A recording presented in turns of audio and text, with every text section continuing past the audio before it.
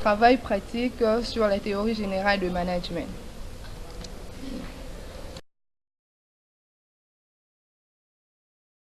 Au cours des théories générales du management, il a été question de savoir que font les managers. Avant de répondre à notre question, nous allons définir en quelques mots le management. Le management, selon Peter Drucker, désigne tout ce qui est nécessaire pour mener à bien une affaire, quelle que soit petite ou grande, indépendante ou non. Selon Maxime Krené et Bernard Montel, le management est une façon de diriger et de gérer rationnellement une organisation. Selon Bob Nelson et Peter Economy, le management consiste à optimiser les efforts de tous les membres d'une équipe en les orientant vers un but commun. En se basant sur toutes ces définitions, nous pouvons dire que le manager est la personne qui coordonne et dirige dans une organisation les activités des autres, soit en mode hiérarchique ou soit en mode transversal. Il a pour rôle l'atteinte des objectifs dans une organisation. Il existe des catégories de managers, les managers et les non-managers. Dans les managers, nous avons les top managers, les middle managers, le first level manager, les non-managers qui sont les exécutants. Nous allons développer dans les lignes qui suivent notre sujet qui s'intitule « Que font les managers ?» Quel qu'en soit l'univers, le manager s'articule autour de 8 fonctions clés. Ces fonctions définissent les prérogatives qui appartiennent au manager. Organiser, informer, produire, réguler et gérer les relations interpersonnelles, former, déléguer, contrôler, diriger. Organiser est la première fonction du manager. Organiser le travail des équipes en vue d'atteindre les objectifs fixés par la direction. Cette organisation passe en premier lieu par la définition des fonctions de chacun des collaborateurs. Cette organisation passe en premier lieu par la définition des fonctions de chacun des collaborateurs. En second lieu, la planification de la réalisation des tâches à court, moyen et long terme. Et enfin par la définition des stratégies de communication interne, comment peuvent communiquer entre les collaborateurs. Pour notre cas pratique se portera sur une entreprise de construction. Dans une entreprise de construction, l'architecte est celui qui organise.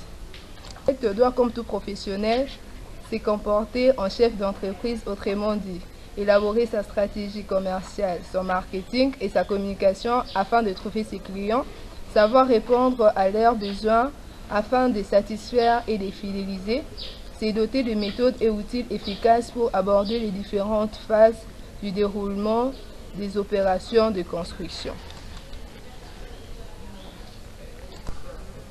La deuxième fonction est informer. Le manager a pour rôle d'assurer la gestion de l'information au sein de l'entreprise. Il assure aussi la transmission d'un même niveau d'information au sein d'une entreprise. Il est à la fois un interlocuteur fonctionnel et interlocuteur hiérarchique, c'est-à-dire il prend en charge les séquences relatives à l'opérationnel. Dans notre cas, nous allons parler du coordonnateur qui a pour rôle de transmettre non seulement les informations aux exécutants, mais aussi aux clients concernant leur organisation. Il a pour rôle aussi d'informer aux collaborateurs sur le parcours du bureau et d'assurer les bonnes relations avec le.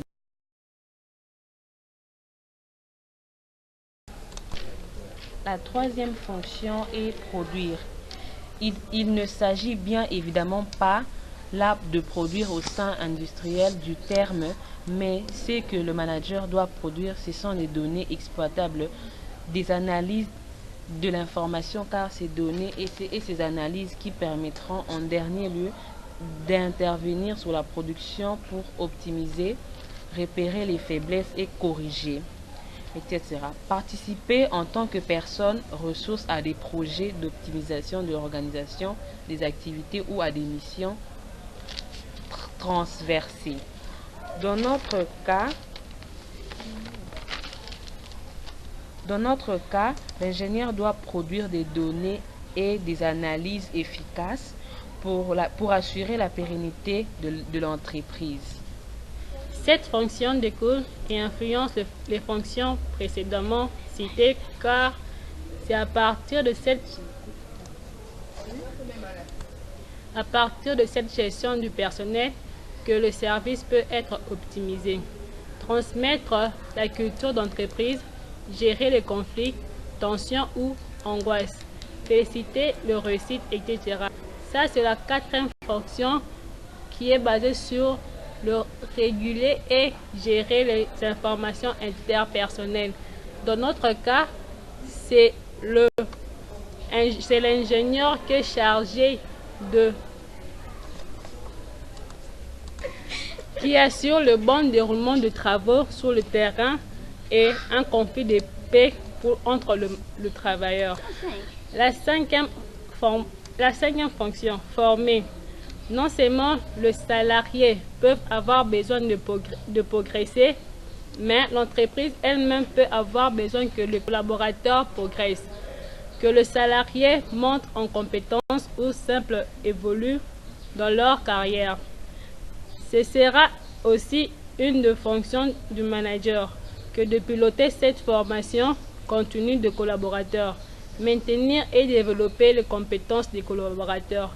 Dans notre exemple, cette fonction est développée par l'assistant technique qui est là pour former les collaborateurs et leur aider à avoir une compétence pour l'évolution de travaux. La sixième fonction est le délégué.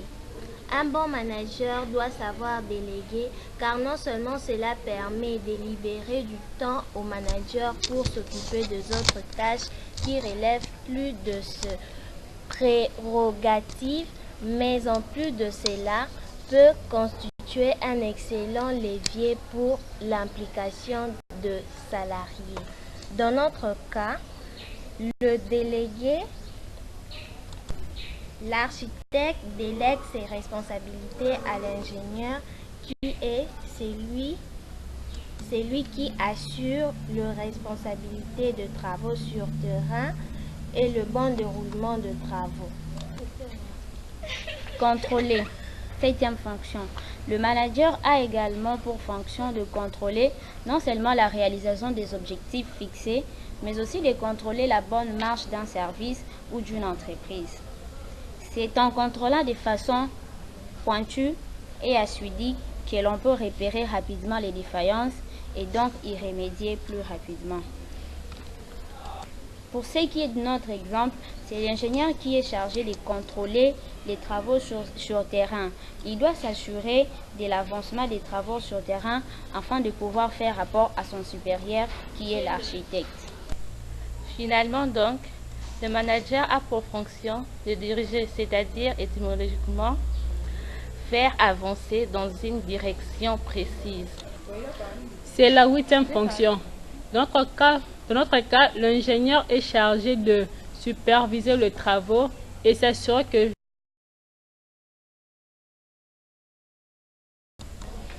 Ces fonctions se présentent comme suite dans une entreprise de construction.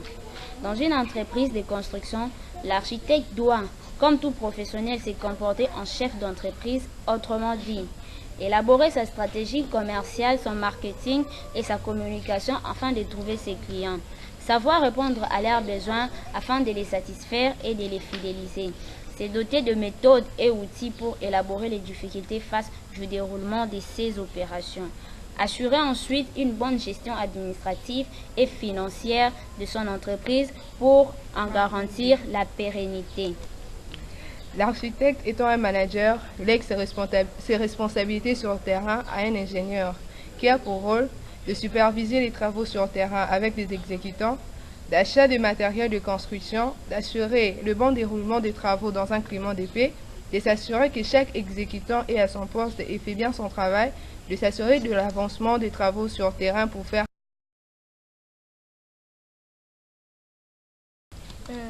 Ce dernier travaille en collaboration avec le coordonnateur qui est chargé d'assurer de bonnes relations avec le maître d'ouvrage client, d'informer le collaborateur sur le parcours du bureau, l'assistant technique qui sera chargé de la formation technique des agents pour l'atteinte des objectifs fixés par l'organisation, d'être en mesure de repérer les erreurs, faiblesses et de le corriger. Notre organisation s'achève avec le non-manager qui sont les exécutants qui reçoivent les ordres venant de leurs supérieurs. Notre organigramme se présente de la manière suivante. En premier lieu, on a l'architecte, qui est suivi de l'ingénieur, coordonnateur et assistant technique. Et à la fin, on a les exécutants qui sont électriciens, décorateurs, maçons, plombiers, peintres, géologues.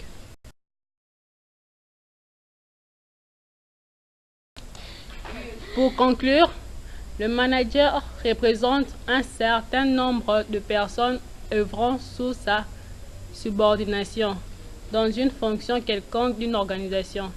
Ce dernier est appelé à planifier, organiser, diriger et contrôler sa fonction pour parvenir aux objectifs fixés par l'organisation. Ainsi, notre travail prend fin. Merci et bonne compréhension.